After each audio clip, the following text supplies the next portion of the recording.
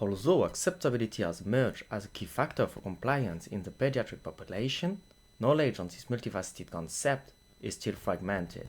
Acceptability is driven by all the features of the product, as well as the characteristics of the different patients, with each administration occurring in a specific context. A large-scale observational study was carried out in 6 countries at homes and hospitals to better understand the acceptability drivers in pediatrics. Using a standardized web questionnaire, we collected observer-reported outcomes for many medicine intake in patients from infants to teenagers. Each observer report combines several behaviors describing the different aspects of acceptability. The many combinations reflect the wide range of product and user included in this study. Applying a data mining process, we designed the acceptability reference framework, turning multi-data into useful information.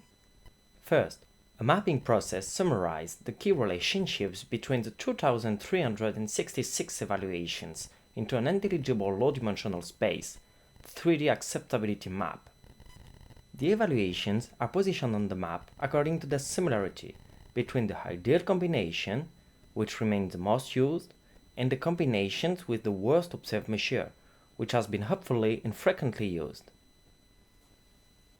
Subsequently, clustering gathered the most similar evaluations into 2 meaningful clusters, defining coherent acceptability profiles: the positively accepted, in green, and the negatively accepted, in red. This tool provides us with comprehensive acceptability scores. Any medicine could be positioned on the map at the barycenter of its evaluations, then assigned to an acceptability profile. At least 30 evaluations are needed to get a reliable scores. If the barycenter, along with the entire confidence ellipses, belong to the green area of the map, the medicine is classified as accepted.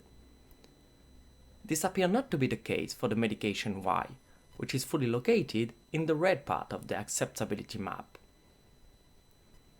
Similarly, scoring may be used to identify the medicine features that best fit the characteristics of specific patients.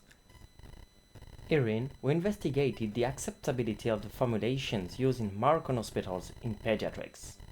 Among all the evaluations, there were 570 observer reports collected in CHIS. The medicine was a tablet in 28% of the evaluation and an oral liquid for the remaining evaluation. Both formulations were used in all the age groups, but not in the same proportion. As you might expect, tablets could be classified as accepted in grade scholars and teenagers, while not in infant, toddlers, and preschoolers.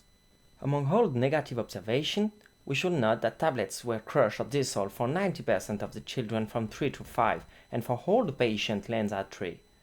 Despite such acceptability issue, there is a lack of appropriate alternative for those patients.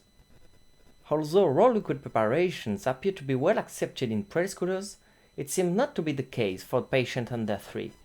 However, we noted that syrup tended to be better accepted than other oral liquid formulations in those very young children.